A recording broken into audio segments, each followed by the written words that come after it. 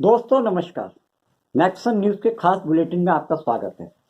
दोस्तों आज हम बात करेंगे महाराष्ट्र सरकार के और महाराष्ट्र की राजनीति के बारे में जो आजकल चर्चा में है। दोस्तों इसके बारे में जानने से पहले आपको मैं थोड़ा 2022 तक ले जाना चाहता हूँ। 2022 मई जून के महीने में महाविकास आघाड़ी की सरकार चल रही थी, जिसके मुख्यमंत्री बाला साहब ठाकरे के पुत्र उद्धव ठाकरे चीफ मिनिस्टर के रूप में काम कर रहे थे। और इस सरकार में नेशनल कांग्रेस पार्टी और कांग्रेस का समावेश था। शिवसेना, कांग्रेस और एनसीपी की सरकार वहां चल रही थी। दोस्तों इस 2018 में जो चुनाव हुए थे तो उसमें भाजपा और शिवसेना एक साथ मिलकर चुनाव लड़े थे और भारी बहुमत के साथ उन्होंने इस चुनाव में विजय भी हासिल की। लेकिन दोस्तों कहते हैं ना, ज़्यादा जब मीठा हो जाता है तो उसमें कड़वाहट आ ही जाती है। इसी तरीके से भाजपा और शिवसेना के बीच में मुख्यमंत्री पद को लेकर जो आपस में कहा सुनी तनातनी हुई, उसको लेकर बात इतनी बिगड़ी कि भाजपा और शिवसेना की राह अलग हो गई। 25-30 साल पुराना गठबंधन सिर्फ सत्ता पाने के लिए आपस में लड़ मरे और हालात ये हुए कि महाविकास आघाड़ी का गठन किया गया, जिसमें शिवसेना, कांग्रेस और एनसीपी के विधायकों ने मिलकर वहां पर महाराष्ट्र में अपनी सरकार बना ली। ये बात भाजपा को कुछ हजम नहीं हुई। उनको ये मलाल रहा कि शिवसेना और भाजपा को मिला समर्थन, लेकिन कांग्रेस और एनसीपी ने मिलकर शिवसेना के साथ में सरकार बना ली और भाजपा मुंह तापती रह गई। ये बहुत ही अफसोसजनक रहा भाजपा के लिए, खास तौर से मोदी शाह की जोड़ी के लिए, कि उन्होंने सारी तिकड़म लगाकर महाराष्ट्र में अपनी सरकार बनाने के लिए सारे हथकंडे अपनाए। लेकिन जब मलाई खाने का मौका आया तो वहां पर शिवसेना महाविकास आघाड़ी के साथ मिलकर, यानी शिवसेना, कांग्रेस और एनसीपी के साथ मिलकर बीजेपी को दूध में पड़ी मक्खी की तरह बाहर कर दिया। ये बात भाजपा बुरी तरीके से इससे तिलमिला गई थी और वो किसी ना किसी तरीके से मौके की तलाश में थी कि किसी तरीके से महाविकास आघाड़ी की सरकार को गिराया जाए। और ऐसा मौका मिला 2022 में, जब महाविकास आघाड़ी में मंत्री पद पर रहने वाले एकनाथ शिंदे ने पार्टी से बगावत करते हुए अपने साथ में लगभग 3 दर्जन विधायकों को तोड़ लिया और वो सबसे पहले वो बीजेपी की सरकार यानी गुजरात में अपने साथियों के साथ पहुंच गए और उसके बाद कुछ दिनों के बाद वो असम पहुंच गए, गुवाहाटी पहुंच गए। और वहां पर जाके आपको ध्यान देना चाहिए कि गुजरात में भी बीजेपी की सरकार है और असम में भी बीजेपी की सरकार है। वहां पर जाकर इनका बिल्कुल अच्छी तरीके से देखभाल बीजेपी की सरकारों ने की। उनके लिए चार्टर्ड प्लेन किए गए, सारे विधायक बैठ के उसमें गए और करीब करीब 20-25 दिन तक ये महाराष्ट्र से बाहर रहे और उसके बाद महाराष्ट्र लौटे और इन्होंने ये दावा कर दिया कि उनके पास 3 दर्जन से अधिक के दावे विधायक साथ में है और हम सरकार से समर्थन वापस लेते हैं। दोस्तों कितना आश्चर्यजनक लगा होगा शिवसेना के प्रमुख उद्धव ठाकरे को कि कल तक जो उनके साथ में बैठकर चाय पानी करते थे, उनकी हाँ में हाँ मिलाया करते थे, आज वही एकनाथ शिंदे जो पहले पूर्व में ऑटो चलाया करते थे, शिवसेना ने उनको इस लायक किया कि वो प्रदेश में मंत्री बनने के कैबिनेट मंत्री बने। और उस एकनाथ शिंदे ने सिर्फ महत्वाकांक्षा के चलते शिवसेना के पार्टी को के साथ दगा करते हुए ये साबित कर दिया कि राजनीति में कोई किसी का सगा नहीं होता। और आकर उन्होंने बीजेपी के साथ हाथ मिलाए। बीजेपी के कद्दावर या पूर्व मुख्यमंत्री देवेंद्र फडणवीस ने सारी भूमिका निभाई। इस साजिश को रचने में पूरी तरीके से सक्रिय रहे देवेंद्र फडणवीस, और उन्होंने तत्काल में उस समय के राज्यपाल कोश्यारी जी को अपना समर्थन पत्र देते हुए कहा कि हम भाजपा के साथ में सरकार बनाना चाहते हैं। और कोश्यारी जी ने बिना किसी शंका के या तड़पड़ में सरकार बनाने के लिए पहले उद्धव ठाकरे को अपना समर्थन फ्लोर पे दिखाने की बात करी। दोस्तों, जिस तरीके से भाजपा बहुत ही घात पार्टी है, लेकिन हमारे शिवसेना के जो प्रमुख हैं उद्धव ठाकरे उतने चालबाज या कपट भरे नहीं हैं। उन्होंने देखा कि स्थिति बहुत गंभीर है और उन्होंने अपने पद से इस्तीफा दे दिया। इस्तीफा देने के बाद वहां पर भाजपा और शिवसेना के जो शिंदे गुट के नेता थे, एकनाथ शिंदे, उन्होंने सरकार में सीएम पद की शपथ ली। इस बात से इससे पहले जो उद्धव ठाकरे की सरकार थी, उन्होंने अपने जितने विधायक थे उनको एक नोटिस सर्व कराया कि वो आकर एक व्हिप जारी किया कि वो आकर सदन में पेश हों, लेकिन उन्होंने उस आदेश को ही मानने से इनकार कर दिया। उनका कहना था कि उनके साथ में बहुसंख्यक विधायक हैं और वो वही असली पार्टी हैं। उन्होंने ये दावा कर दिया कि उद्धव ठाकरे का गुट असली शिवसेना नहीं है। दोस्तों, इसी बात को लेकर जब उद्धव ठाकरे सुप्रीम कोर्ट पहुंचे और उन्होंने मामले को सुनते हुए कहा कि इसमें महाराष्ट्र के गवर्नर बीएस भगत सिंह कोश्यारी की जो भूमिका है बड़ी संदिग्ध है। उनको ये कोई अधिकार नहीं कि वो कह सकें कि मुख्यमंत्री ठाकरे अपना फ्लोर टेस्ट देने के लिए करें। सबसे पहले तो उनको सभी विधायकों को सदन में बुलाना चाहिए था, लेकिन उन्होंने पार्टी पक्ष में यानी बीजेपी के सत्ता के पक्ष में ये अपना संवैधानिक अधिकार ना होने के बावजूद उद्धव ठाकरे को फ्लोर टेस्ट करने के लिए बुलाया। और सुप्रीम कोर्ट ने यह भी कहा अगर फ्लोर टेस्ट में उद्धव ठाकरे जाते तो हम उनकी सरकार को फिर से बनवाने का प्रयास करते, लेकिन उन्होंने फ्लोर टेस्ट देने से इनकार कर दिया और उससे पहले ही इस्तीफा दे दिया। अगर इस्तीफा ना दिया होता तो उद्धव ठाकरे की सरकार फिर से फॉर्म में आ जाती और ये शिवसेना शिंदे गुट के लोग मुख्यमंत्री या दूसरी सरकार बनाने में सक्षम नहीं होते।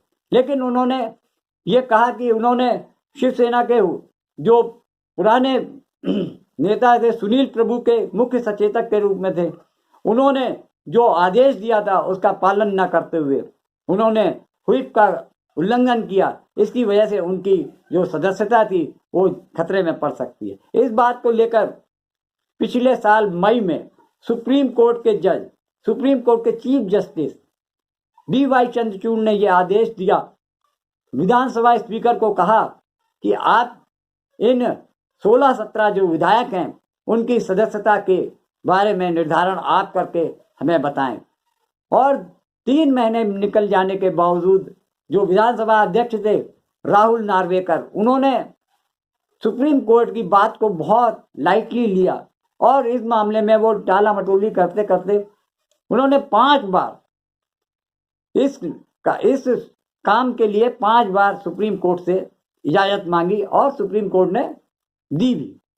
सुप्रीम कोर्ट ने इस मामले को काफी लंबा खींचने का भी यह आरोप लगता रहा है कि सुप्रीम कोर्ट की ढिलाई की वजह से और चुनाव आयोग की वजह से, इसके साथ साथ विधानसभा अध्यक्ष राहुल नार्वेकर जो कि बीजेपी के एक विधायक भी हैं, उन्होंने टाला मटोली करते हुए आखिरकार सुप्रीम कोर्ट को यह कहना पड़ा कि अगर 10 जनवरी के बाद तक आप इस मामले में कोई फैसला नहीं लेते हैं तो फैसला हम करेंगे। तब जाकर राहुल नार्वेकर जो विधानसभा अध्यक्ष थे, उन्होंने ये 1200 पेज का एक अपना फैसला देते हुए कहा कि क्योंकि शिवसेना का अपना कोई संविधान नहीं है, उस हिसाब से ये माना जाएगा कि वहां पे कोई अध्यक्ष ही नहीं है, और अध्यक्ष नहीं है तो वो केवल उनके कोई भी आदेश को मानने के लिए विधायक की स्वतंत्रता है कि वो माने या ना माने। यानी सुनील प्रभु के जो मुख्य सचेतक थे, उन्होंने जो आदेश दिया था उसको भी नल एंड वाइट कर दिया। यानी उन्होंने जो जिनकी सदस्यता दांव पे लगी थी उनको, जिसमें सीएम एकनाथ शिंदे का नाम भी था, उनकी जो मुख्यमंत्री पद की जो खतरे की घंटी बज रही थी, वो भी राहुल नार्वेकर ने ये कहकर खत्म कर दिया कि इनकी सदस्यता खत्म नहीं की जाएगी, बल्कि इनकी जो विधायकी बरकरार रहेगी। इस बात से लोगों को ये अंदाजा लग गया था कि मामला पहले से ही तय था। शिवसेना के जो सांसद संजय राउत ने इस बात पर एक ट्वीट भी किया कि मामला पहले से ही सेट था, फिक्स था कि यही होना है। इतने दिनों तक केवल एक दिखावा किया जा रहा था कि सुनवाई होगी, कब होगी, क्या कुछ, लेकिन पहले से ही सीएम को मालूम था कि उनके पक्ष में ही निर्णय जाएगा, क्योंकि जिस दिन ये निर्णय होना था उसी दिन सुबह सुबह राहुल नार्वेकर सीएम के पास पहुंच गए थे। तभी राजनीतिक जगत में ये चर्चा चल गई कि अब सरकार पे कोई संकट नहीं है, क्योंकि राहुल नार्वेकर और एकनाथ शिंदे की बैठक से सबको आगाज हो गया था कि परिणाम क्या आने वाला है। इस बात से नाराज पूर्व सीएम उद्धव ठाकरे ने इस जो वर्डिक्ट आया है, स्पीकर का जो फैसला आया है, उसका उन्होंने काफी जोर शोर से खंडन करते हुए कहा कि इस फैसले का हम सुप्रीम कोर्ट में फिर से विरोध करेंगे और हम अपनी बात रखने के लिए सुप्रीम कोर्ट जल्द से जल्द जाएंगे। दोस्तों, जिस तरीके से विधानसभा अध्यक्ष राहुल नार्वेकर ने विधानसभा में जो विधायक जिनकी विधायकी खतरे में थी, उनको सपोर्ट करते हुए अपनी सरकार बचा ली, उसको देख के लगता है कि अब अन्य दलों में भी ऐसी बात हो जाए, कोई बड़ी बात नहीं है। दोस्तों, बीजेपी के बारे में एक बहुत पुरानी और सटीक कहावत सही बैठती है। उसका कारण ये है कि उनके बारे में कहा जाता है कि ऐसा कोई सगा नहीं जिसको हमने ठगा नहीं। ठीक कहते हैं। उन्होंने दूसरे दलों के पार्टियों के साथ साथ अपने एनडीए के घटक दलों को भी बिल्कुल न छोड़ने का रवैया अपना रखा है। उन्होंने नीतीश कुमार की पार्टी जेडीयू को भी तोड़ने का प्रयास किया। जिस तरीके से उन्होंने अरुणाचल में और मणिपुर में उनके विधायकों को तोड़कर अपनी पार्टी में शामिल कर लिया, उससे साफ जाहिर होता है कि ये बीजेपी सत्ता के लिए किसी को भी खत्म कर सकती है, किसी के साथ भी घात कर सकती है, और उन्होंने ऐसा किया भी। आपको याद होगा कि जेडीयू में एक नेता नीतीश कुमार के बाद एक बड़े नेता थे आरसीपी सिंह पुराने आईएएस अफसर थे, और उनको बीजेपी ने अपनी दल में, अपनी सरकार में एक कैबिनेट मिनिस्टर बनाया, और उनकी प्लानिंग ये थी कि आरसीपी सिंह के जरिए जेडीयू को तोड़ा जाए और उसका फायदा अपनी पार्टी के लिए किया जाए। उसको वहां पे बिहार में अपना वजूद खड़ा करने के लिए बीजेपी ने आरसीपी सिंह को मोहरा बनाया, और आज ये हालात हैं कि आरसीपी सिंह ना इधर के रहे ना उधर के। उनके बारे में ये कहा जा सकता है, धोबी का कुत्ता न घर का न घाट का।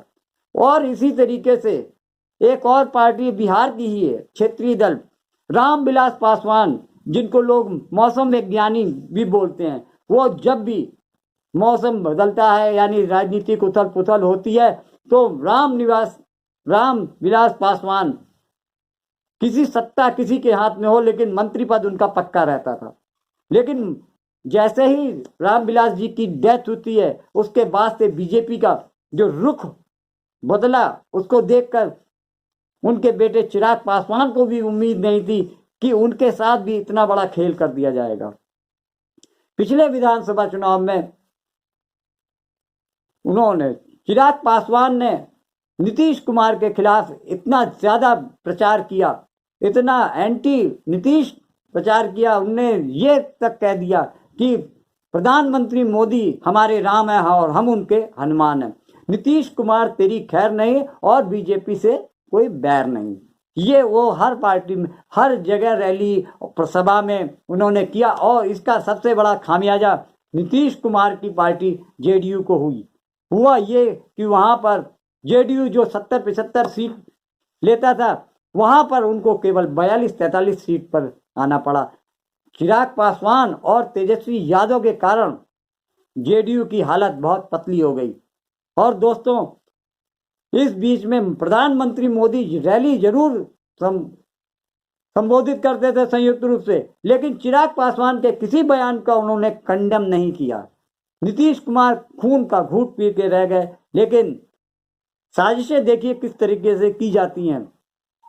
प्रधानमंत्री मोदी ने नीतीश कुमार की सीट आने के बावजूद, कम सीट आने के बावजूद उन्हें सीएम बनाया और वो 70-75 सीट पाकर भी बीजेपी ने अपना कैंडिडेट नहीं आगे किया, क्योंकि उन्होंने प्लान कर रखा था कि आगे चलकर इनको डिच करना है। और उन्होंने पूरा सपोर्ट किया मतलब राम विलास पासवान के बेटे चिराग पासवान को इतना फुट पे रखा, उसको आगे रखा, वो पूरे प्रचार में नीतीश कुमार के खिलाफ में खूब प्रचार किया इस तरीके से। लेकिन समय निकलने के बाद कुछ महीने के बाद ही चिराग पासवान की पार्टी में भी दो फाड़ हो गए। चिराग पासवान के दल में 6 लोग, उनको मिला के 6 सांसद थे, जबकि 5 सांसद भाजपा में ने एक बगावत करके एक नई पार्टी बना ली और वो भाजपा के सपोर्ट में चले गए। तो भाजपा ने दो सांसदों को अपने यहाँ मंत्री पद दे दिया और उनकी पार्टी को असली पार्टी मान लिया गया। बिल्कुल सेम वही हरकत हुई जैसे कि शिवसेना के साथ में हुई और ठीक उसी तरीके से आपके चिराग पासवान के साथ भी यही हाल हुआ। कोई भी ये सोच नहीं सकता कि भाजपा किसी को अगर पास में है या किसी प्रदेश में भाजपा का समर्थन उसके साथ है,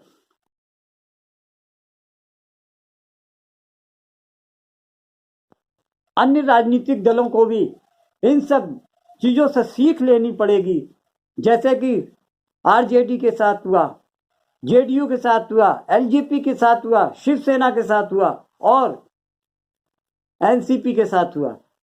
इन सब को देखते हुए उन दलों को चेतना चाहिए कि जिनमें परिवार की बागडोर संभाले हैं वो लोग, वो पार्टी को पूरी तरीके से अपने कंट्रोल में रखते हैं, तो उन लोगों को ये ध्यान में रखना चाहिए कि जो उनके पुराने शिवसेना, एनसीपी और जेडीयू और एलजेपी पार्टियों के साथ जैसा भाजपा ने किया है उसके लिए उन्हें पहले से सतर्क रहना चाहिए। उनको ये ध्यान में रखना चाहिए कि उनके साथ भी एक दिन ऐसा हो सकता है, उनके यहाँ से भी विभीषणों को तलाशा जाएगा और उनको लालच देके या ईडी, सीबीआई इनकम टैक्स के दबाव में रखकर उनका भी समर्थन वो ले सकते हैं और पार्टी में दो फाड़ करा सकते हैं। दोस्तों, अगर आप अच्छी और निष्पक्ष खबरों को अपने नॉलेज में लाना चाहते हैं, ऐसी खबरें जो बड़े मीडिया हाउसेस चलाते नहीं हैं और सत्ता की हमेशा याचना करते रहते हैं, सत्ता की स्तुति आरती करते रहते हैं, अगर आप उससे अलग हटकर खबरें देखना चाहते हैं तो मेरे यूट्यूब चैनल नेक्सन न्यूज़ को जरूर सब्सक्राइब कीजिए। नमस्कार।